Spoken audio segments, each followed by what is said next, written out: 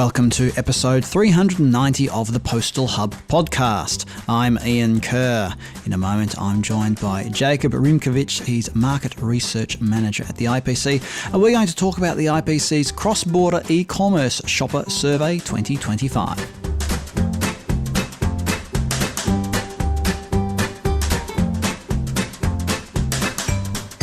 Joining me on the line is Jakub Rymkiewicz. Jakub is the Market Research Manager at IPC. And Jakub, we're going to talk about IPC's recently released research, the Cross-Border E-Commerce Shopper Survey 2025.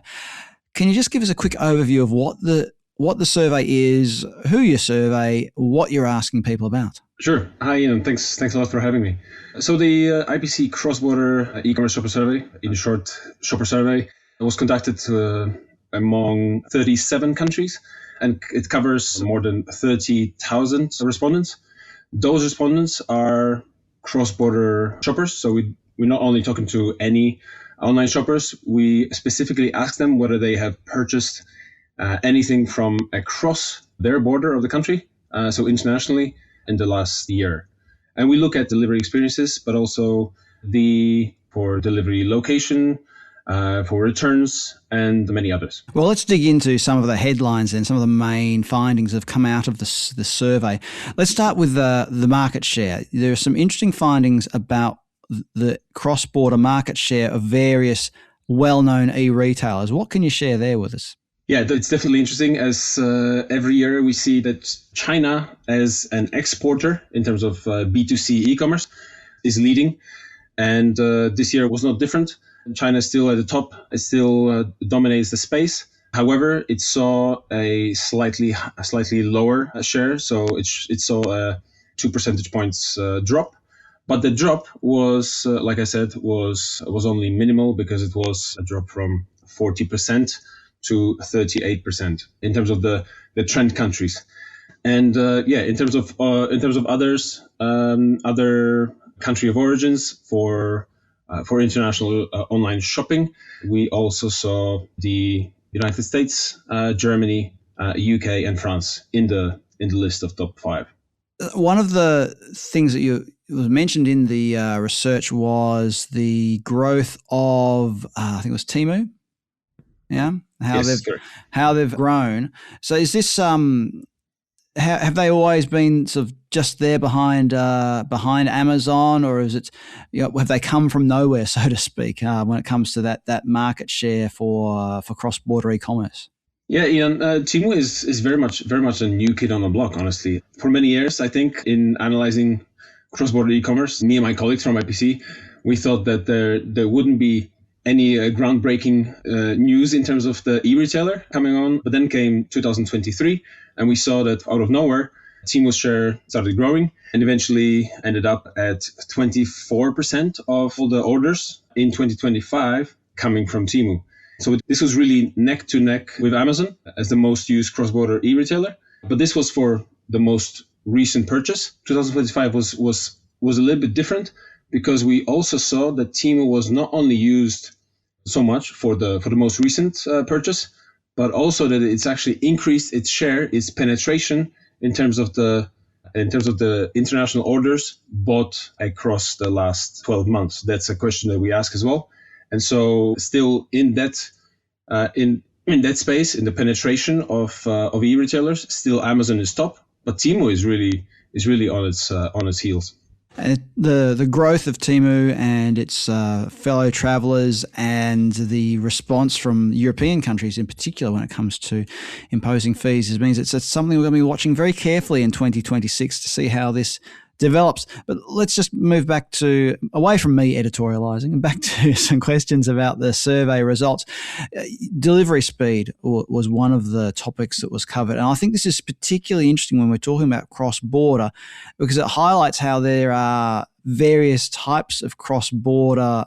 What I mean by that is that some cross-border purchases are between neighbouring countries, Belgium and the Netherlands, or Poland and Germany, whereas others are very much opposite sides of the planet, something coming from China going to the EU, or something from China going to the USA, or the USA going to wherever.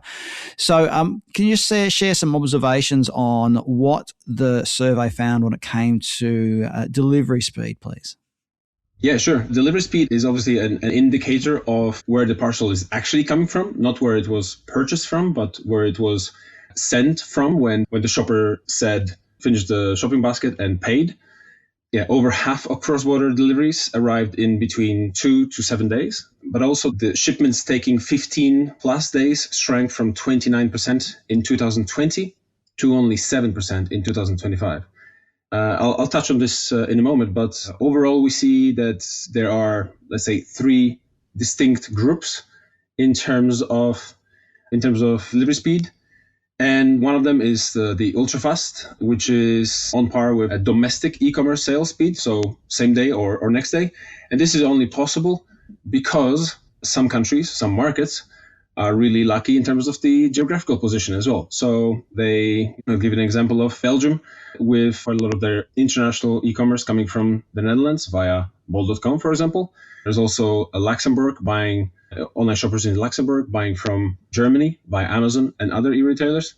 And there's the second group would be moderate speed. So the 2 to 7 days, that's a little bit more buying from a little bit more distant markets or from a huge market geographically, like Germany selling to Austria. So Austrian shoppers buying from Germany, or the UK shoppers buying from the Netherlands. But it's still those kind of sales and shipments usually reach the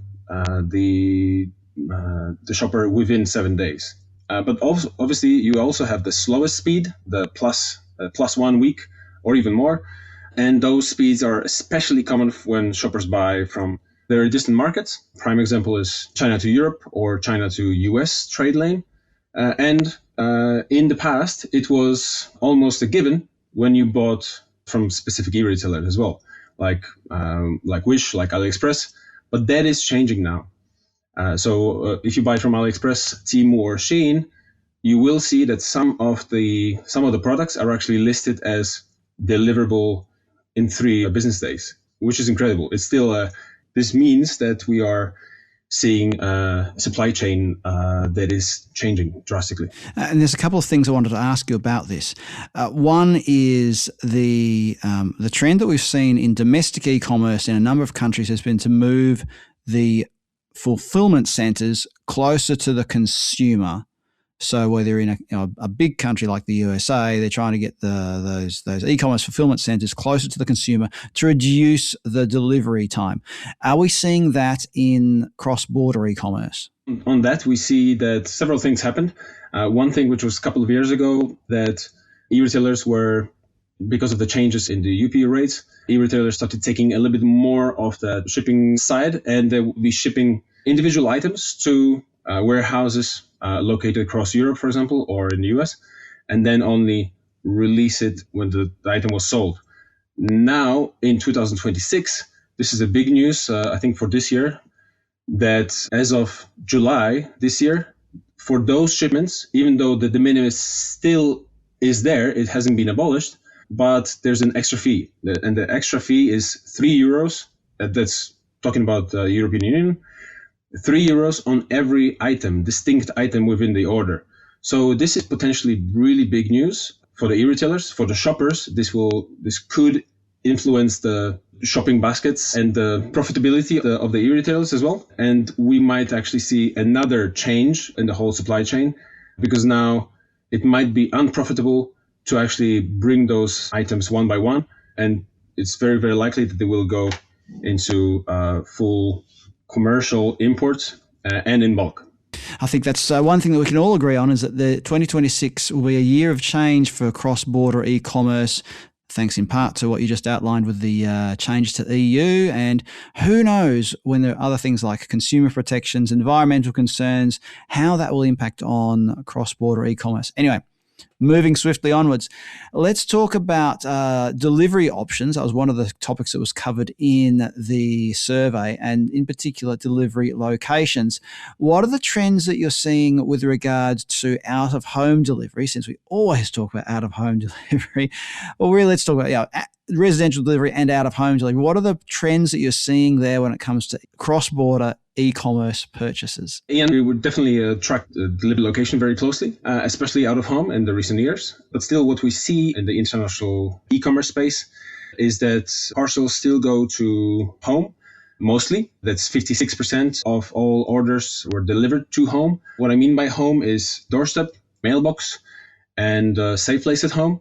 We know that it also varies per country. In some countries like France, for example, they have larger mailboxes, and that's why there's this possibility to actually deliver some bigger parcels as well there.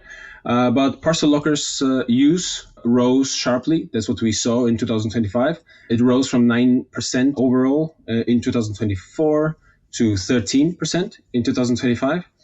And important to note, the rise in parcel lockers use was due to a handful of markets. So it wasn't a uniform growth across the board. And in terms of the locker standard outliers, it was Estonia, Latvia, and obviously Poland and a couple of other countries where literally more than half of deliveries are going straight to parcel lockers. It's not in those countries. It's not anymore a fallback solution. It's really the main delivery solution, even for cross-border orders.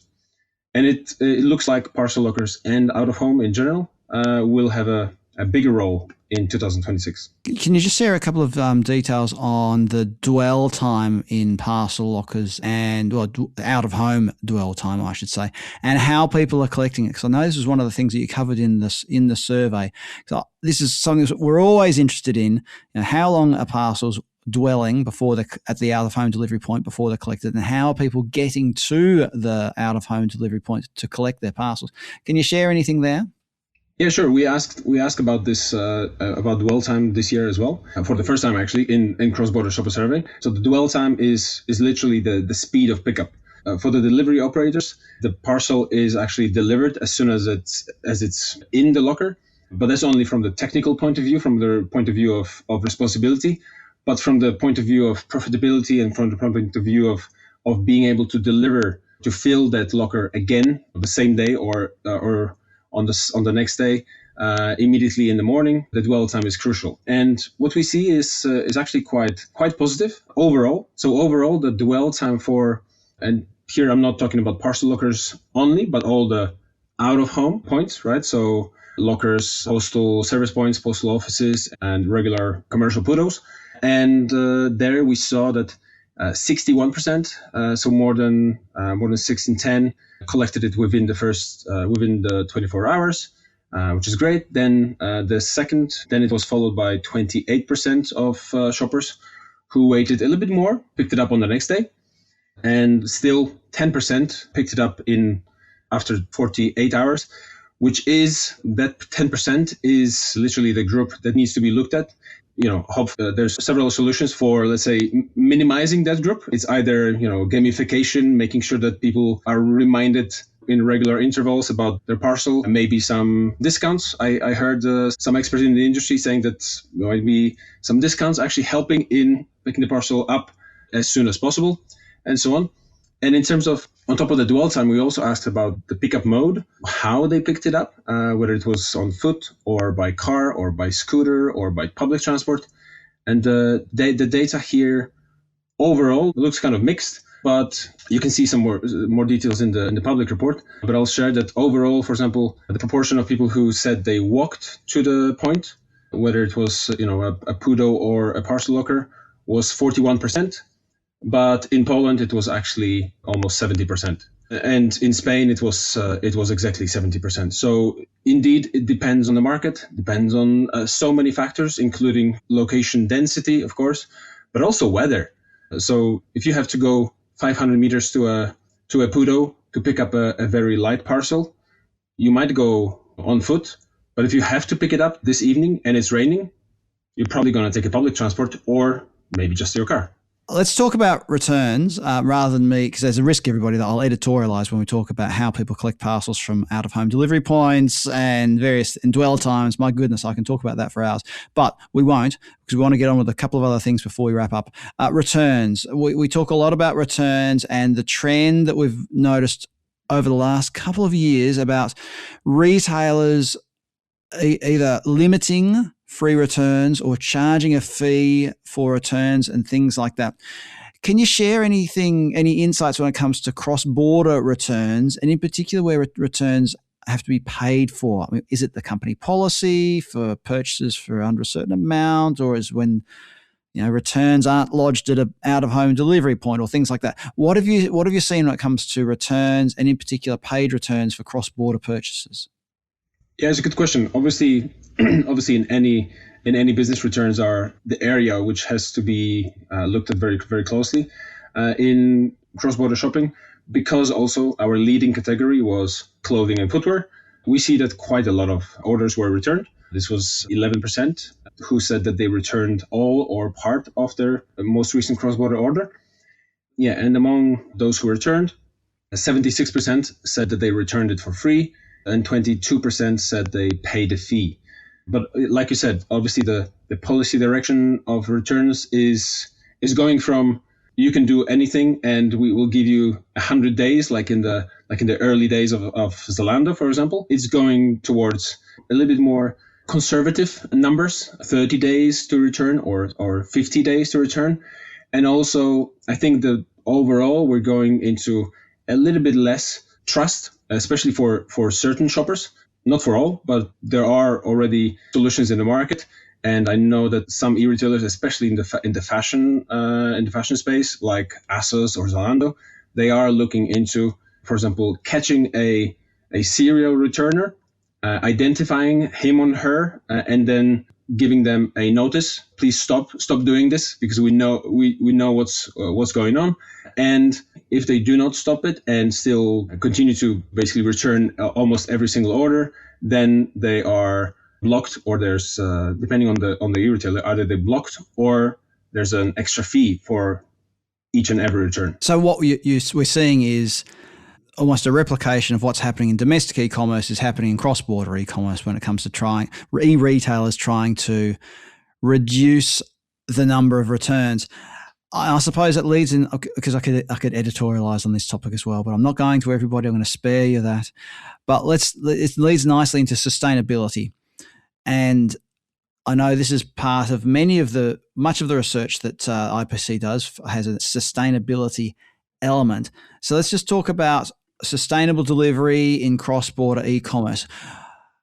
What's happening there? Are we seeing consumers really changing their behavior to try and have a greener delivery option, or do they not care and they're happy for their cheap T-shirt to be carried around the world in the belly of an aircraft? At the risk of showing my bias. Well, yeah, I think many cross-border shoppers, online shoppers, they don't really think about those elements. They might even not be aware of those, how the products are produced and then shipped individually in plastic and so on. Yeah, but overall, I think a couple of years ago already, we saw a slight turn in terms of shoppers taking responsibility themselves to actually saying that, it should actually be e-retailer who is responsible for doing the right thing in terms of sustainability. What we saw in the survey data was that 66% agree that it's the e-retailer and not the consumer who should fund sustainability. And 30% also strongly agree that sustainable delivery is too vague, which obviously dampens their willingness to pay. But this should soon improve, as at least in European Union, where the directive on empowering consumers for the green transition will be enforced very, very soon, I think end of March this year. And this will hopefully take the misleading or unsubstantiated green claims illegal. And 30% strongly agreed that they'd accept slower delivery to cut environmental impact, for example. But yet only 12% strongly agreed that they changed their shopping behavior in the last 12 months because of sustainability. And actually even more, 22% strongly disagreed with that. So we see that sustainability is not only probably because of overclaims by businesses across the board, not only in e-commerce. We can say that a portion of the shoppers are actually already frustrated that they don't want to hear about it. And yeah, I guess the bottom line is that there's intent. So there's willingness to wait a few days, for example, or to maybe receive it somewhere else than home, or maybe for a consolidated delivery, but very limited evidence of widespread behavioral change linked to sustainability. I think that's really interesting. We've been talking about the attitude behavior gap when it comes to green delivery, but that's another interesting take you've just shared there on what might be shaping consumer attitudes towards green delivery. Jakub, we need to wrap it up, but before we do, if people want to access the summary of the cross-border e-commerce shopper survey, how can they access that? They can go to ipc.be/shopper and access the public report. And for all the IPC members, they can also see the full report and the country reports in there.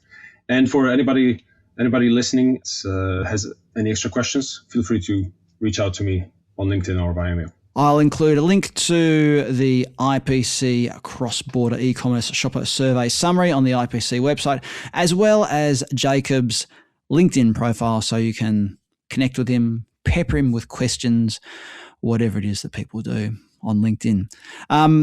Jakub, there's a lot for us to digest there, lots of thoughts about cross-border e-commerce shopping and the delivery side of things, and I think it's the jumping off point for many other conversations. Jakub Rymkiewicz, Market Research Manager at IPC, thank you very much for joining us on the Postal Hub podcast today. Thanks, Ian.